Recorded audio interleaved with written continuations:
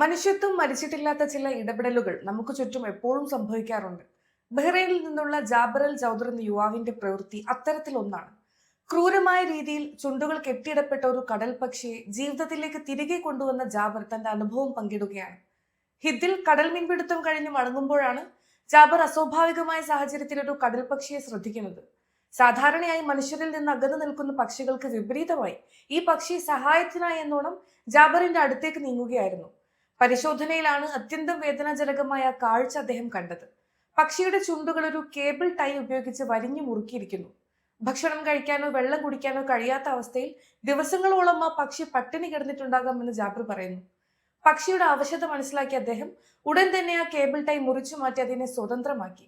തദ്ദേശീയമായി അൽസ്ലാൽ എന്നറിയപ്പെടുന്ന ഈ പക്ഷിയോട് കാണിച്ച ക്രൂരതയിൽ ജാബർ ശക്തമായ പ്രതിഷേധം രേഖപ്പെടുത്തി. പ്രകൃതിയിലെ ജീവജാലങ്ങളെ ബഹുമാനിക്കണമെന്ന ശക്തമായ സന്ദേശവും വിനോദത്തിന് വേണ്ടിയോ മറ്റോ ചെയ്യുന്ന ഇത്തരം പ്രവൃത്തികൾ ഒരു ജീവനെടുക്കാൻ കാരണമായേക്കാമെന്ന മുന്നറിയിപ്പുമാണ് ഇതിലൂടെ അദ്ദേഹം പങ്കുവെക്കുന്നത്. ജാബറിന്റെ ഈ നിസ്വാർത്ഥ സേവനത്തെ ബഹ്റൈൻ സർക്കാർ ആദരിച്ചു. പരിസ്ഥിതിയുമായി ബന്ധപ്പെട്ട പരമോന്നത സമിതി supreme council for the environment അഭിനന്ദന കത്ത് അദ്ദേഹത്തിന് കൈമാറി. ഒരു ചെറിയ പ്രവൃത്തിയായി ഇതിനെ കാണാമെങ്കിലും വന്യജീവി സംരക്ഷണത്തിനും പരിസ്ഥിതി അവബോധത്തിനും ഇത് വലിയൊരു മാതൃകയാണെന്ന് അധികൃതർ വിലയിരുത്തി.